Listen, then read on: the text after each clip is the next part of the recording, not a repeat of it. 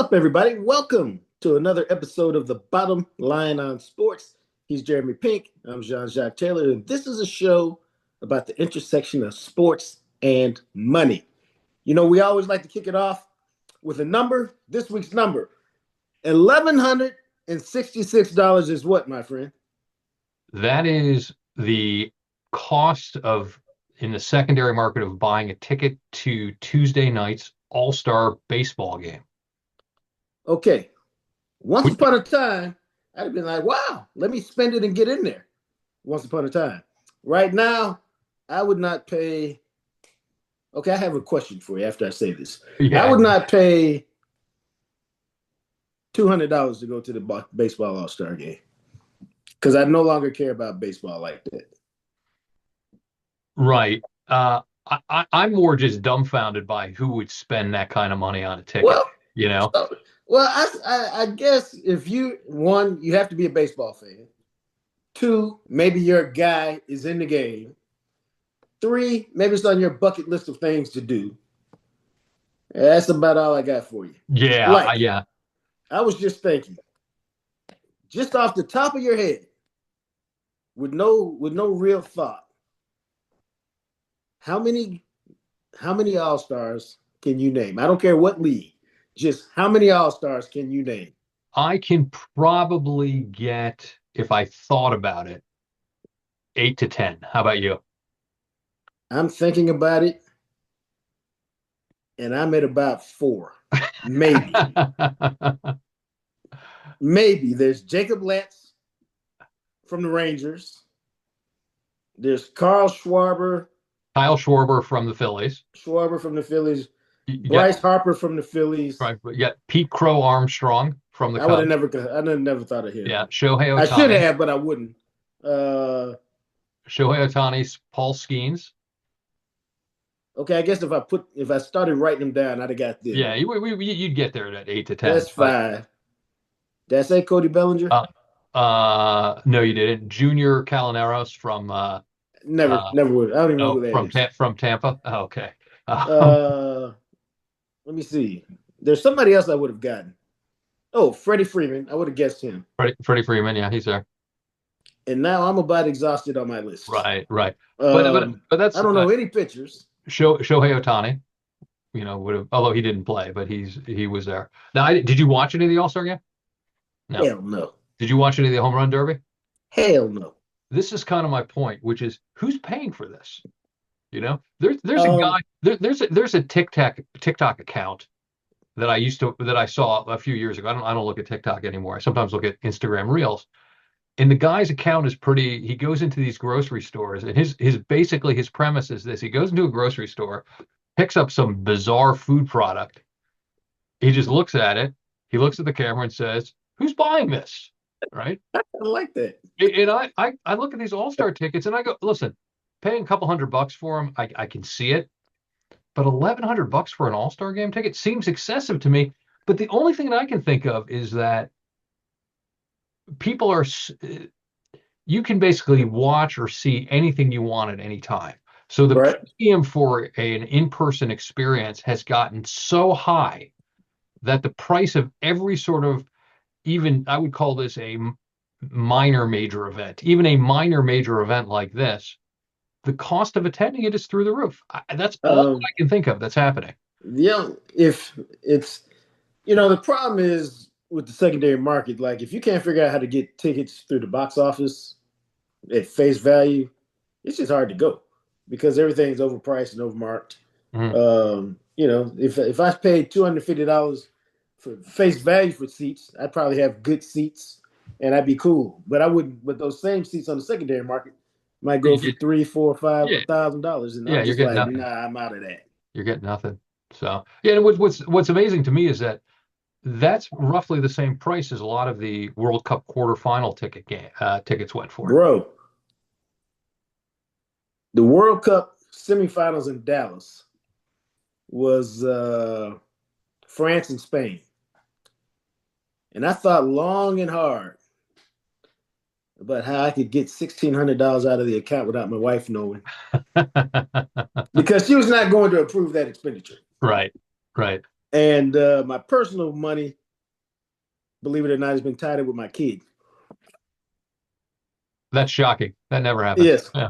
Yeah. And so I was just like, I thought long and hard about how to do it. And then at the end of the day, I said, yeah, I'll just watch it at the crib. I would And I have was fine with that. I would have paid, especially if I could go with my son who's a huge soccer fan, I would have paid 1,600 bucks each to go to watch France and Spain. No doubt in my mind. Although it was a crappy game, but it was Yeah, that the other semifinal, Argentina and Spain, was fantastic. I mean, Argentina Argentina and England. England, Argentina England. Yeah. fantastic. Yeah. Friend of mine, huge English fan, and once they go up 1-0 with about 56 minutes left, I go, bro, and he's sending me all these messages. I go, bro, number one, Argentina's been coming back in every game they've played, so Uh-huh. who really cares? Number two, they got Messi, and number three, let's just see how England plays for the next few minutes. And right after that, I sent him a text. I go, matter of fact, I put that on Twitter. I said, to steal a hockey term, Argentina's been buzzing for about 10 minutes. At some point, my friend, they're going to score. And Yeah. about 2 minutes after that, they scored. And then I went upstairs to do something, man. I came back and they were up 2-1. I was just like, Yeah. oh my God. Yeah. Yeah. I texted my son who's a huge so you know that both of my kids were born in London, and my kids and I were both dual, British and Oh, American so citizens. they could each play for the He could. English basketball teams. He could easily, yeah. If he was probably 6 inches taller, yeah, but he could. But the um, and I texted him. I said because it's the big thing in England is about the World Cup is when they win it. There's a slogan that says it's coming home, right? Oh, where it belongs. Yeah. Yes. So I just wrote my son who was at work because I was sort of Right. I sort of you know I work on my own and I work in my home office and everything. So I had the game on and I was doing other things and I was just texting him, "It's coming home." That's it. And and then he didn't respond because he's got a real job and can't respond to texts. Right. And then 10 minutes later, I wrote, "Well, maybe not." Nah, man. It was Yeah. So, but so, to get back to baseball, I don't know, man. Are like baseball has tried to get me back because for a winter, I just swore off of it. That 3 pitch outcome thing, I couldn't stand it. It's very boring. But they've tried to liven it up a little bit with the pitch clock and making the bases bigger so you can steal more in the games, man. But it's a lot more fun, and I'm not breaking any news here, when your team is good. The Rangers are not the Rangers, as I say this, they're in first place. But yeah, but the they just American League's a trash heap. So being on top of a trash yes. heap doesn't mean much, And they're not this year, they're not an aesthetically pleasing team to watch. Right. So they're boring. Uh-huh. And it's just like, yeah. And you don't have any belief that they can sustain anything. So I have no emotional investment in them. And so if I did, I'd probably follow baseball more. All I know is the Yankees and the Rays are the only two teams worth of poop in the American League right That's now. that's that's basically right. Yeah. Because I was shocked that nobody else. I looked at the standings about 3 weeks ago. I go, oh my God, there's really two teams and everybody else sucks. Yeah, and there's two teams, and then everybody else is kind of all within like 4 games of one another, 5 games Yeah. of one another. Yeah, So baseball doesn't do much for me right now. You know, if you're a Dodgers fan, life is good. yeah. I don't even know who else is doing anything in the American League. Are the Brewers good this year? No, no, I mean they're not bad. I mean, I think there's only it Like, looks like the Rays are the only team that's halfway decent because the Yankees have done and really it's not well. like your boy from the with three names from the Cubs. He seems to be like the most exciting player this year, even though I can't remember his name. Yeah, I'm going to get the guy from the Rays. If you've ever seen him play, Is that the guy who got hurt last night? Junior. Did he get hurt? I didn't hear that. Junior, I can't think of his last. It starts with a C. I'm gonna botch his last name, but um, has one of the most. What his bat reminds me of. You remember Eric Davis of the Reds Yeah, many years ago? he's one of my favorite players. If you watched him hit and you slowed it down, you watched the ball somehow jump off his bat. Right? And it just made a different sound and it made a different movement when it was off his bat. That's what this guy looks like to me. He's a lefty though. That's what he looks like to me. All right. He's and Uh, he's got like 28, 29 home runs already, and does he? he's the best player on the he's the best player on arguably the one of the certainly the best team in the American League.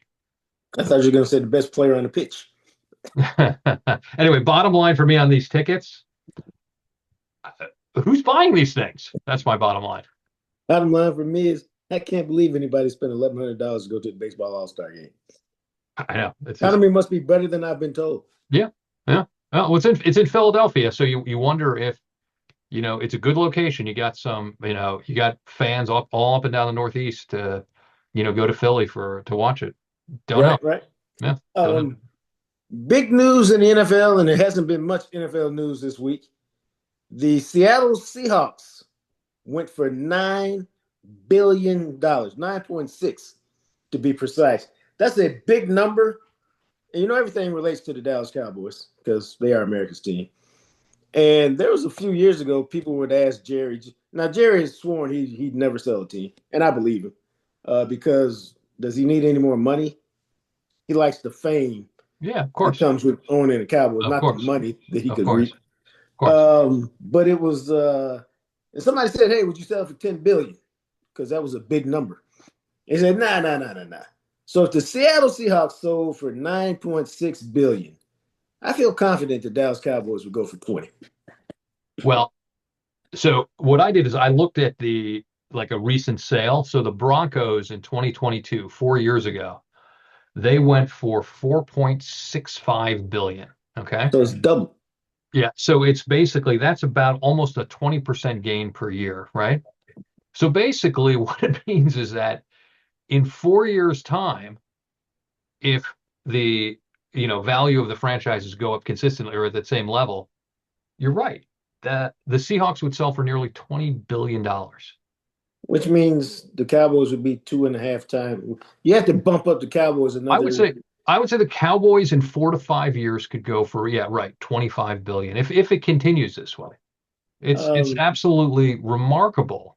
And Now, hold on a second. Do you remember when Donald Sterling was forced to sell the Clippers? I remember And, that.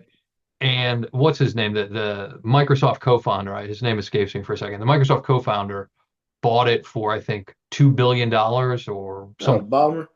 Steve Ballmer bought it for like $2 billion. And there was this hand wringing, and this is the dumbest thing you could make. And how could you possibly spend that much money for a franchise? Um, Very smart move. well, check it out, man. Some of these franchises don't change hands very often. Like the Cowboys were purchased for 140 million. Jerry bought the Cowboys for 140 million. Yeah. Now the way he bought it literally is he was in the midst of selling his oil and gas company just because somebody wanted to buy it, and he literally took all the cash from that deal and plowed it into the Cowboys. Mm-hmm. And so I was going to ask you this because you're a lot more familiar than me. How do these deals get done? Is this guy writing a check for 9.6 billion, or has he got to put 20% down, or has he got private equity money in general? Well, he's generally it's generally a consortium of investors who put up the money, and whether as long as they can show the cash to the NFL, they show the cash to the NFL. So you've got the guy who's it's unclear he's the lead investor for sure in this. Right. Is a guy named Vinod Khosla, who was one of I think he's the founder of Sun Microsystems, a big Silicon Valley company. Right.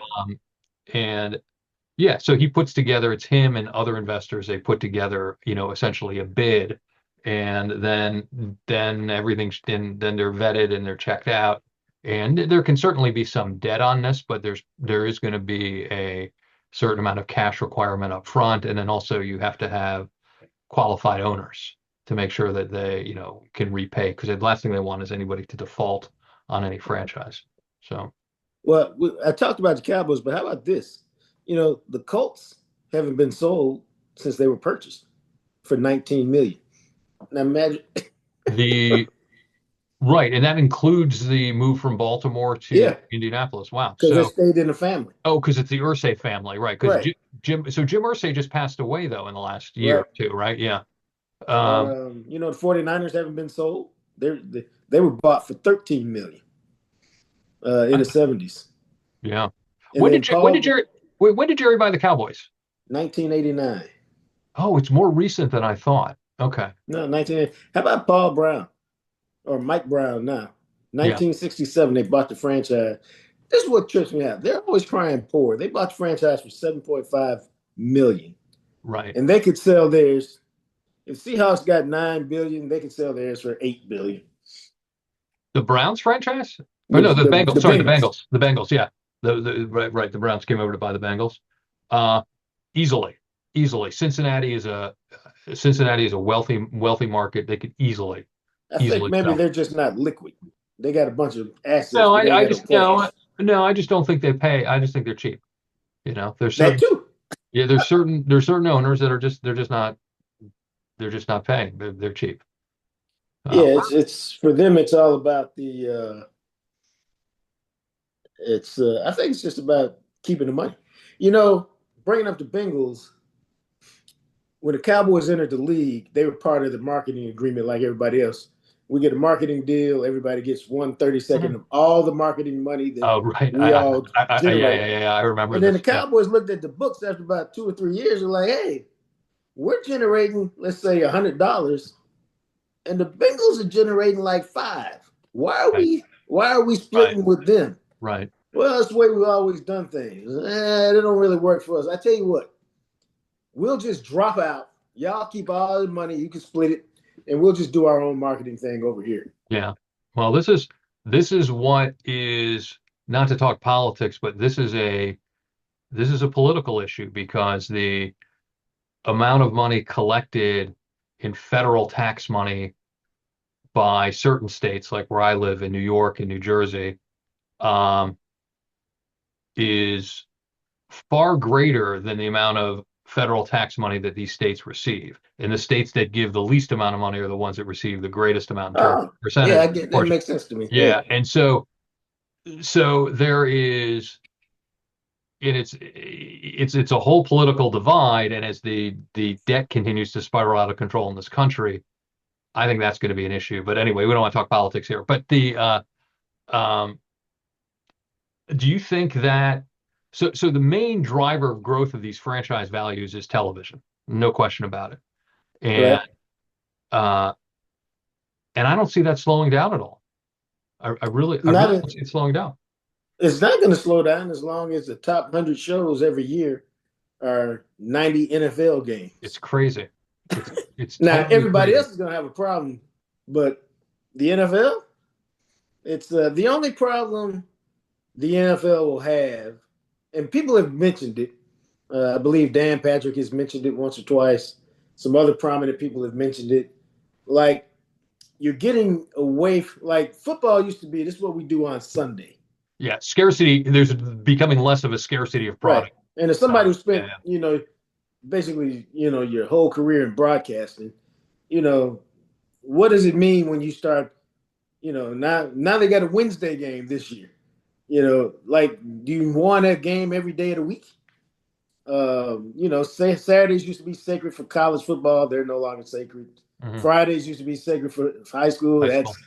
Yeah. that's really, it's only a matter of time until somebody offers them enough money they start playing then. Well, you're So starting to can you see spread it out too much? you're starting to see college play on Friday nights now too, and you're starting to get every once in a while there's a meaningful college game on Friday nights.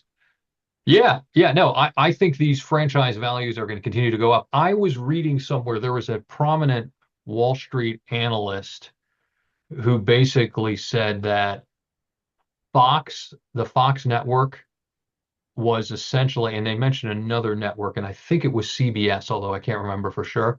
He said Right. that Fox and CBS are essentially not really television networks. Certainly it was Fox. So let's just say Fox.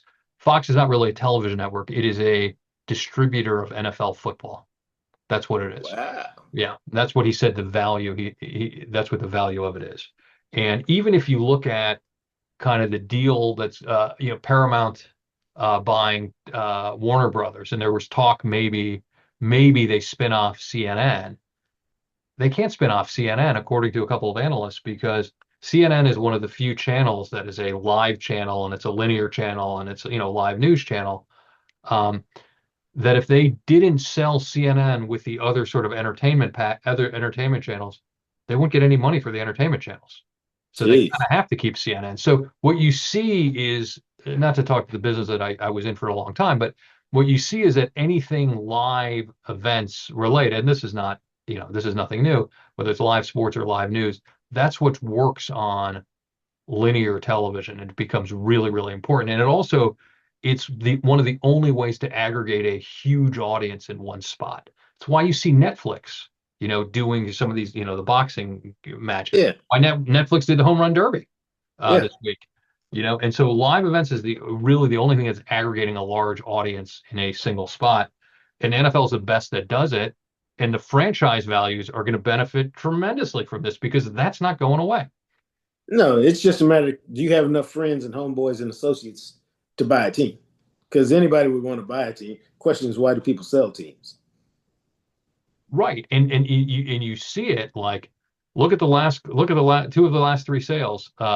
Dan Snyder Definitely. was essentially forced to sell the Commanders, Right. and the Seahawks were basically, it was part of Paul Allen's trust or part Right. of Paul Allen's will to make sure that the Seahawks were sold after he passed away.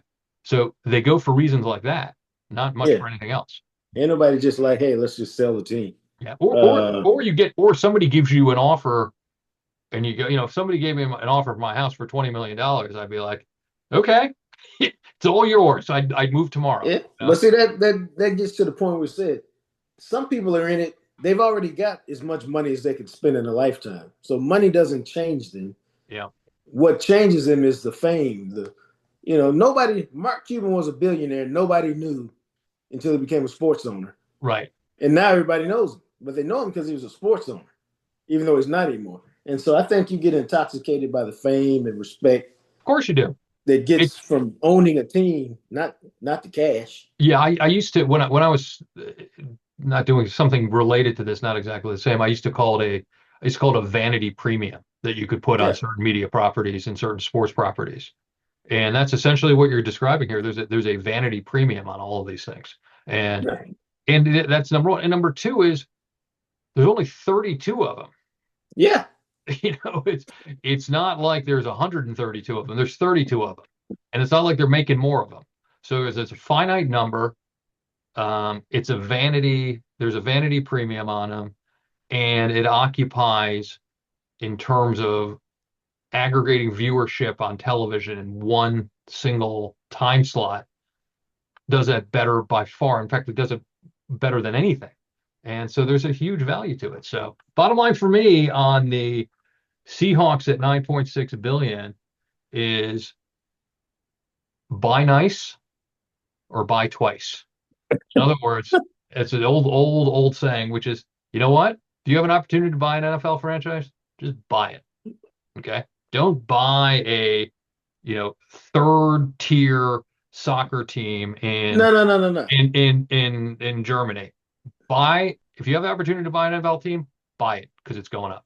Yeah. Let's you and I get together, see how much money we can put together with our Yeah. friends and colleagues and associates, and maybe we get a season ticket to a couple Maybe games. we could afford two tickets to one game. Yeah. So Bottom line for me, hey man, if you can afford to buy an NFL team, I'm kind of like Jeremy. Go put your nickels together, rub them together, and go get that thing. yeah. Right. It's the old. Have you ever heard that saying before? Buy nice or buy twice. You know. But I agree No, with it. Yeah. So like so in other words, like if you buy a pair of shoes, buy a decent pair of shoes. Because if you buy a cheap pair, you're gonna end up buying a new pair in 6 months. I'll tell you a quick story about that. My mother, when I was graduating from college, gave me a pair of loafers because that's what I liked at the time. And she told me that she didn't tell me it like that, but she told me like that. Where she said, "Hey, I'm gonna go get you a really nice pair of shoes." Da da da da da. And she said the same thing. She said you should always buy nice shoes because they'll last longer. And then for the rest of her life, for my birthday every year, she'd buy me another pair. She'd say, "Okay, what kind of shoes you want?" And she'd buy me another pair of really nice shoes, which is how I became a shoeaholic. Oh, that's great. Uh, I didn't know that. That's a great story. these are the Yeah. kind of stories you get on here where we Mhm. share a little bit about our personal lives Right. in the midst of talking about sports and money. There you go. There you go. Buy nice or buy twice. All right. Moving Uh, on to our favorite topic of the last month, soccer, football, the real football. We spent a little bit of time talking about the World Cup semifinals, where you'll get Spain versus Argentina. Should be a fantastic game because Spain's only given up one goal the whole tournament, I believe, and Argentina doesn't like to play until they get behind by a goal. So should be a riveting game if they'll come to play and not play not to lose. As an offshoot of that, the Bundesliga, the German league, just sold its rights to USA Network USA. And who else? Who else got that deal? they got Fandango. Yeah, that's why I couldn't remember. I That's know. the Fandango or the ticket people. Yeah. Although, They're real quick, trying to do do some people? live. They're trying to do some live streaming. I mean, I I was don't gonna even know. say, do Yeah. people go to the movies anymore? Yeah. I don't even know. But yeah. But anyway, I was only surprised by that because when I think of the Big Five soccer leagues, I think of the Premier League, and then I think of La Liga with Real Madrid and Barcelona. And for me, I think of the French So do because you I. got Mbappe over there. Mhm. And then I get to if I'm being honest, I probably then think Serie A and then the German league. Yeah, they're about the same. No, I think the Bundesliga is better. The Bundesliga is bigger. Yeah. Yeah, but again, now I'm a little bit deeper in soccer than most folks. I don't know anybody in the Bundesliga other than Bayern Munich, and Bayern Leverkusen or something like that. Leverkusen. Yeah. Leverkusen, Uh-huh. and there used to be a green team that had the Volkswagen on as their logo. Yeah. I don't. I know. I didn't spend a lot of time in the Right. Bundesliga when I play FIFA. That's the Right. problem. Um, so It's funny. everything Yeah. relates back to FIFA. Of But course. anyway, Everything what do you relates think back to about that video deal? games. Yeah. Like, I don't know who's going to watch it. I mean, I don't know Yeah. that people get up to watch Well, the Premier League, but obviously they think somebody will. yeah. People watch the Premier League. I think the what I what I thought was unusual about this deal, or maybe not. I thought so two things about it. One is that it was going to USA Network primarily, although it's going to be streamed on Fandango, but I think like six people stream things Right. on Fandango in the United States. So USA Network is a linear cable channel, traditional cable channel. So it's going there. It's moving from ESPN Plus, which is essentially a Oh, so it streaming was on service. ESPN Plus. See, I Yeah, didn't even know. right. And ESPN Plus was paying, from what I've been able to deduce, $30 million a year for the rights. And the Bundesliga sold the rights to USA and Fandango over the next 5 years for $20 million a year. So their Hey, rights fees actually fell 33%, going from 30 to 20 million. And so what that indicates to me is a couple of things. Number one, um, pretty surprising that ESPN that the Bundesliga is going from a streaming service to a linear channel. That's the first thing, primarily, even though it's going, Fandango has a little bit of streaming, but right. primarily going from streaming back to linear, which I thought was pretty unusual. Maybe not, but it's just something to consider. Um, and secondly, that the rights fees fell. And I think that's an indication that there is really only a handful of properties out there that are commanding a premium, that even sports now is becoming a winner take all market, kind of like a market near and dear to you, publishing. Publishing is a winner take all market for a lot of Right. books. There's, a handful of authors who sell almost all the books. And then then there's hundreds of other authors who sell very few. And That I would be think, me. right. And I think, uh, and I think you look at a league like the Bundesliga now, and live events command attention and command a premium up to a point. But Right. this is not one of them. And so I think you've got the NFL, college football, the NBA. The WNBA managed to increase its fees dramatically, but they came from a very low base. Uh, Major League Baseball on a national level has been able to keep its fees up. On a regional level, hasn't. Um, so I think there's going to be some properties that are going to emerge as big valuable properties, kind of like how the World Cup has emerged as a big valuable property. Yeah, And I don't think the Bundesliga is going to be one of them. But because it's a live event, they're live sports. Some of these linear channels are going, hey, we have live events. We can charge money, to distribute these live events.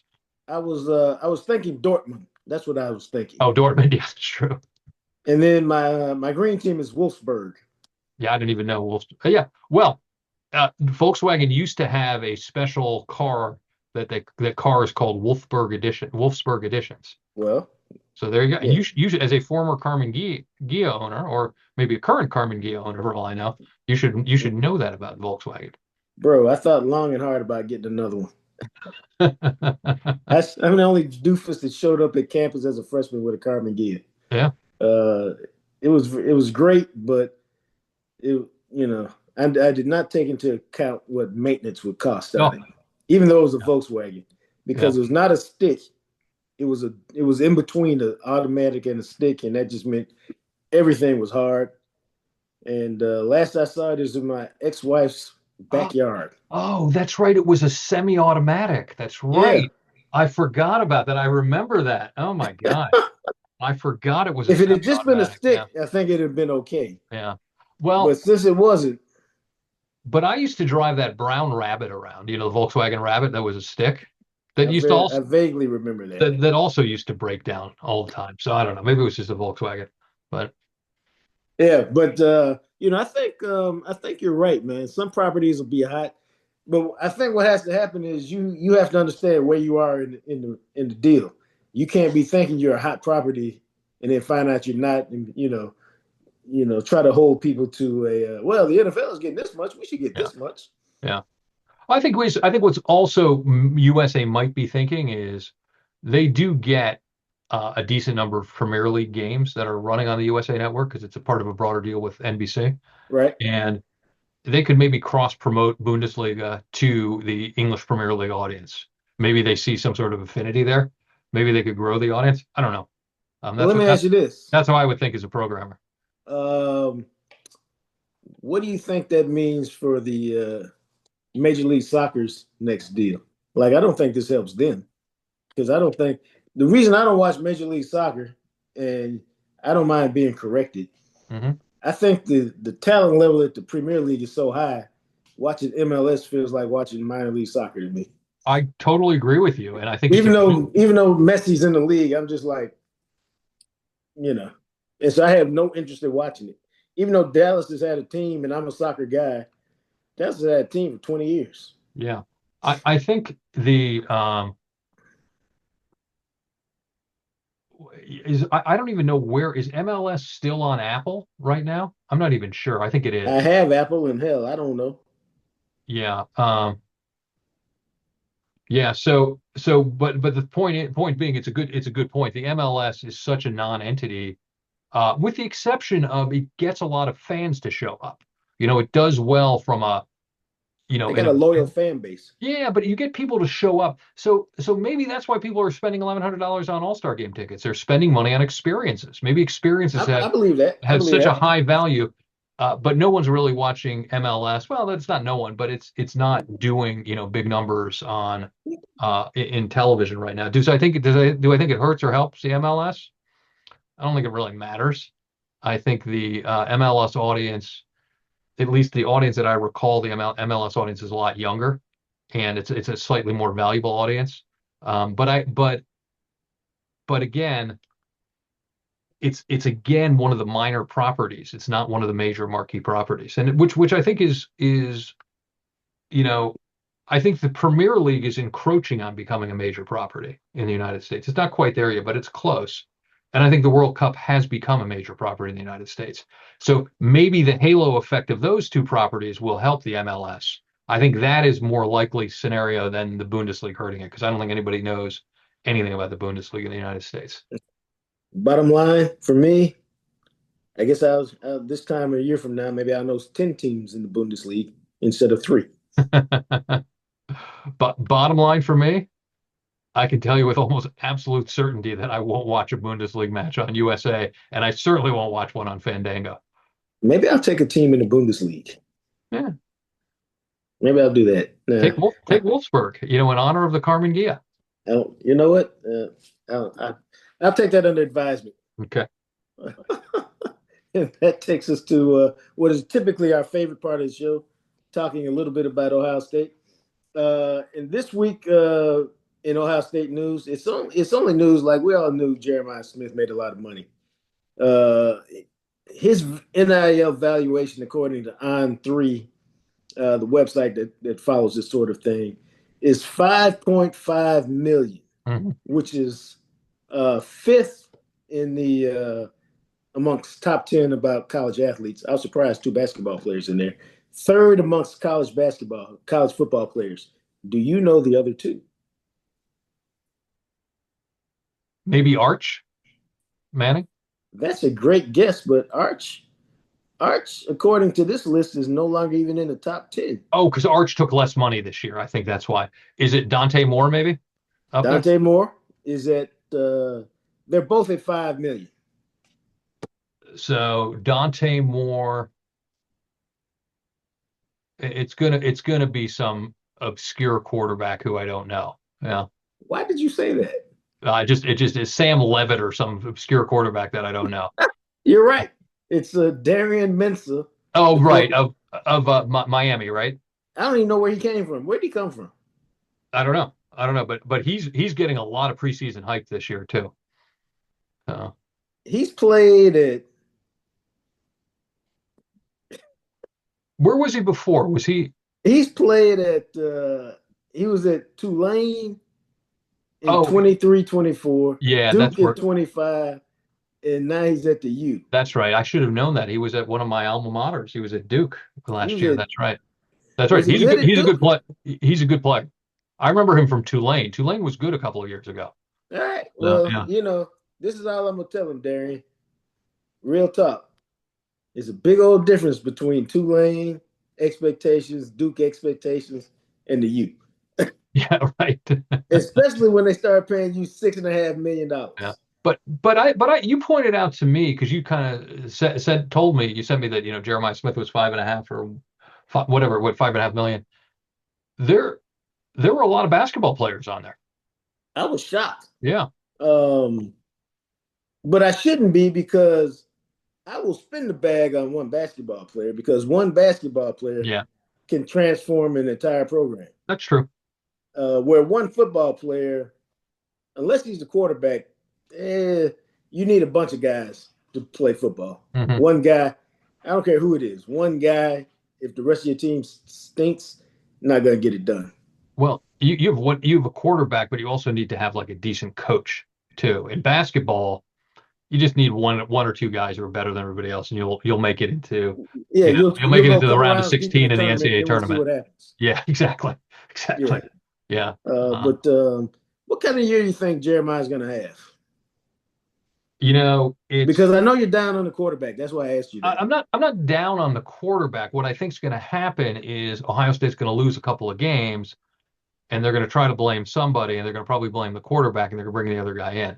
What I just so there's two issues. There's a couple of things to consider about Jeremiah Smith this year. Number one is, will he have the equivalent of Emeka Egbuka on the other end in Chris Henry? And the answer is he might toward the second half of the season. Maybe not towards the first few games of the season, but he might toward the second half of the season. So I think that will help his numbers out. Because right now, he's getting double teamed every single time he gets out there. And they're never, yeah. As a freshman, he caught 76 passes, 1,300 yards, 17.3 a catch, 15 touchdowns, averaged 82 yards a game. As a sophomore, 87 catches, 1,250 yards, 14.3 per catch, 12 touchdowns, but he averaged 95.6 yards a game. Yeah. So yeah, they're gonna have to. That's because they let. But if you look at Carnell Tate, that's because they would not let Jeremiah Smith go deep. So Carnell Tate was a beneficiary of that. So if there's another receiver, like I said Egbuka, but that was a couple of years ago. If Carnell Tate, yeah, I think I think he has a chance to get some big numbers up. The other thing too is I think Ohio State's going to be trailing a lot this year, a lot more than they're used to. So they're going to have to pass a little bit more. So I Right. think his numbers, I think his numbers will be up from a absolute number of catches and total number of yards. I Right. don't believe his yards per catch is going to move very much though. I'd agree with that. Yeah. I agree with that. Uh, But he's one of the most exciting players in college football. Be interesting to see how Ryan Day gets him the ball. Because you all the great receivers get double teamed. So the fact that they're double teaming him, I don't care. You think they didn't double that's team true. Jerry Rice? You think they didn't That's double true. team Randy That's Moss? true. So the OC's job, whether it's Arthur Smith, whether it's Ryan Day, whatever, is to create ways for him to get the ball and to have your quarterbacks understand that sometimes it looks like he's covered, but he's not. Throw it to him. Yeah. And it's the offense has to be bold. They can't That's be, a good way to put it. and it's the reason they won the national title in 2 years ago is because Will Howard threw a 40-yard completion to Jeremiah Smith on the critical play against Notre Dame. Yeah. They were bold, and Ohio State's offense was timid last year, and they have to Yeah, be man. I bold, hate that. and they have to Yeah. be bold. And the beneficiary of a bold offense is a wide receiver like Jeremiah Smith, in theory. So maybe he will have a breakout. He's already had a breakout season. Maybe he will have an even better season this year. Do you think he would have stayed at Ohio State had he known that Darian Mensah was going to be the quarterback at the U? Yeah, I think so. You do. Okay. Yeah. Yeah, I think he made a good choice. Yeah. He turned down more money to stay at Ohio State. I think that was good. Yeah. For him, I think it's, you know, how can I be the best NFL receiver I can be? Ohio State's always going to give you a chance Right. to be in the hunt. Right. You know the surroundings. You know how everything works. You've already got money, so already if you've made the money he's made, the money that some other team is going to offer him is not changing his lifestyle. Because okay, you're making five, what are they gonna offer you? Six, 6.5, another 1.5 million does not change your lifestyle. So you might as well stay. It's not like those mid-major players where you're making 400,000. Somebody says, "Well, here's 800 or here's 1 million." Okay, that changed your lifestyle. Yeah. So if you jump, okay, I get it, makes sense to me. But if you're already making, and if you're making one and somebody offers you four, that's a big difference. You can You go. jump. You go. But the difference between 5 and 6 is negligible if you're in a good situation in a good spot. How you So, feeling about? So how are you feeling about Julian saying this year? I think he'll be fine. Um, I think it's a lot. I worry a lot more about Arthur Smith. I ain't never liked nothing he ever did in the NFL. Hopefully, it's the Matt Patricia situation where I go, "Wow, I was wrong on him. I'm so happy to be wrong." Now the good thing is Arthur Smith has always done a good job with the running game, so maybe he'll figure out a way to maximize the running game. I think Saying is fine. I think Saying is good. He's just, this will be his second year at Ohio State, so he should be a little bigger, a little more durable. But man, it doesn't. None of that really matters because when you're Ohio State, um, there's going to be, based on the schedule this year, it's going to be 4 or 5 games where you got to go make a play. Mhm. And if you make a play, you'll have a great season. In 4 of those games, if you make one, you'll have a great season. If you only make a play in a couple of them, it'll be a sad season. It's more than just making a play. The coaches have to put him in a position to make a Yeah, play, and that's what they didn't do last year. yeah, they got scared. Yeah. So hey, that was old Ryan Day. When they won the championship, as you said, they didn't play scared. Right. Before, they'd always played scared in big games. It was old. It was old Ryan Day in the last 2 games of the season. It Pretty was much. it was remarkable. Yeah. Yeah. All right. Thanks for ruining my evening. I was feeling great about things. But when I play college football, EA 27, Ryan Day is always very aggressive. I Well, don't know why that is. just remember, there's another school in the Big Ten that is having issues with its athletic director this week, and we're You expecting some think, news, and we're having some news on the athletic director this week. So we could always dude? be in that. We could always be in that, kind of mess of a program there. Yeah, that maize and blue cauldron. Yeah, I mean that dumpster fire of That poop show. dumpster fire of illegality or whatever you want to call it. My Yeah, yeah. goodness, they have more. That They have more scandals in the last 2 years than they have wins against Ohio State this century. So I like that. I like yeah, that. yeah, He's hey, please, we can always use your help. Don't forget to subscribe, rate, and review. 5 stars only. If you're not gonna get 5 stars, don't even bother. Okay, yeah. fair And enough. one other thing is that we had some folks reach out to us this week. You can email us bottomlineonsports@gmail.com. Bottomlineonsports@gmail.com. You can reach out to us too. We had an NFL, a dad of an NFL player reach out to us this week, Yeah. which was nice, among others. So, but yeah, you can reach us on email as well. All right. He's Jeremy Pink. I'm Jacques Taylor. We'll talk to you next week on the Bottom Line on Sports. All right. See everybody next week.